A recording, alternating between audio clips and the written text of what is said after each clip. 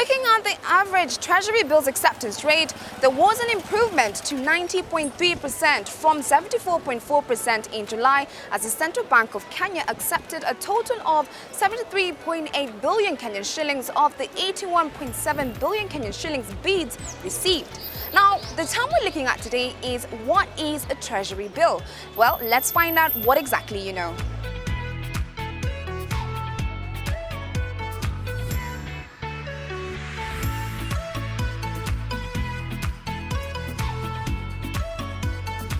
Imetengwa kwa miradi yenye inaelekeza kusaidia wananchi.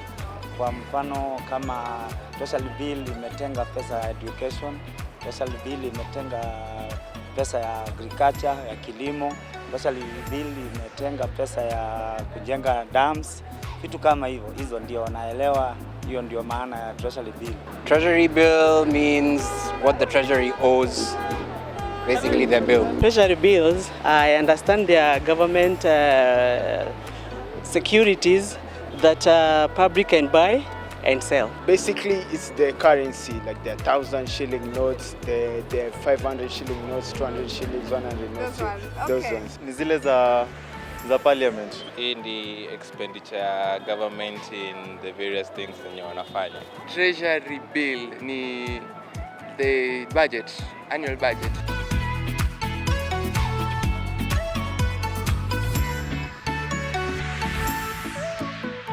We've talked about exchange rates, interest rates, and we can't have an episode of Biashara without talking about what Treasury bills are. Now, after getting to know what exactly you guys understand, some amazing answers you gave me out there, it's time for us to get a clear understanding of what Treasury bills are. And the individual helping me today on Biashara is financial expert Mr. John Chieng. Thank you so much for joining me once again on Biashara. Now, let's just jump right into trying to understand what is a Treasury bill.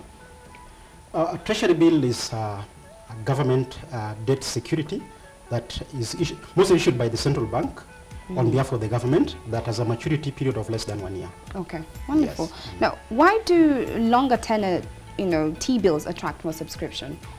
Generally, is like when you buy a treasury bill, they usually issued at a discount. So you can determine the amount of money that you get when it matures, and usually the element of discounting. Usually discounted.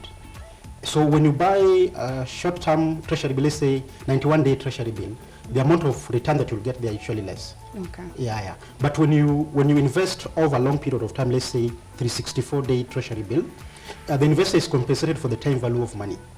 Yeah, there's also the possibility that during that period, the interest rate in the market might increase. So they usually discounted better than a short-term treasury bill.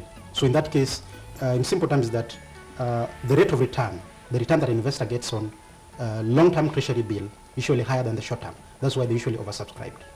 Okay. Now, there have been recent allegations that the government has been promoting the appetite for T-bills. How true is this, and should the government's activity in the local market be capped? I can say yes and no. Why is that? Yeah.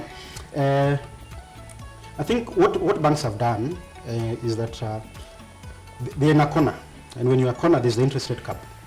You have to make money. Yes. And you look at which is the best option. If I lend money to local investors, to individuals, what am I taking home? Are you seeing? Yes. Yeah, so they're just looking at where to make more money. That's why they're investing. So probably it's not that the government is promoting the activity, but they're just looking for a better and safer way to make more money without risk. Because when you lend money to individuals, when banks lend money to individuals, usually the risk of default. But for a government, when you lend money to a government, you are sure that the government will always repay. Yeah, if the government is unable to pay from the taxes collected, they'll just increase taxes. So it's very, very safe. So that's what I would say. In that case, probably the government is not influencing. But on the other hand, I can say that the government is also influencing the appetite for commercial banks to uptake the treasury bills, treasury bonds, all these government securities. Because of also the interest rate cap. The government enacted the interest rate cap in 2016. And the impact of this is that the banks are not able to make more money from the interest rate spread. So they have no other option. I think it means if the market was allowed to self-regulate, so that the interest rate is set by the market force of demand and supply in the market, then probably will not be seen a lot of investment by commercial banks in the treasury bills and other government securities. Okay. Yeah, it's important to curb government involvement in, let's say, in the domestic kind of, because we have, in terms of the debt that the government gets, the government can borrow money externally, the government can borrow money internally. So in that case, this aspect called domestic borrowing. Okay. So when government borrows locally, there's what we call crowding out of private investment. The government takes all the money because the government offers a better rate of return to the banks as compared to individual investors. Okay. So it means that most monies will be channeled to the government. And the risk of that is that generally, in government, money is, when you get money there, they just spent. They just spent. They're not put into productive activities. So in the long run, the economy of a country may be affected. The economic growth of potential of a country may be affected if the government borrows too much locally.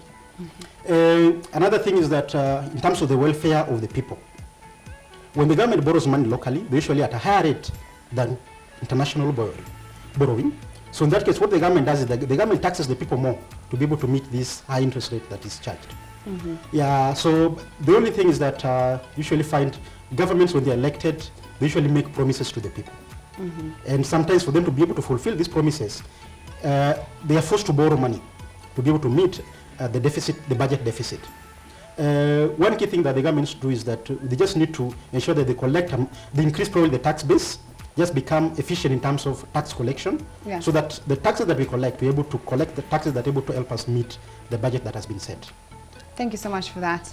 Well, there you have it. This is a clear explanation of what treasury bills are. Maybe it's something you're interested in investing in. Well, I do hope you did learn a lot from this particular episode. Do join me next time because we have more interesting and educative financial and business terms for you.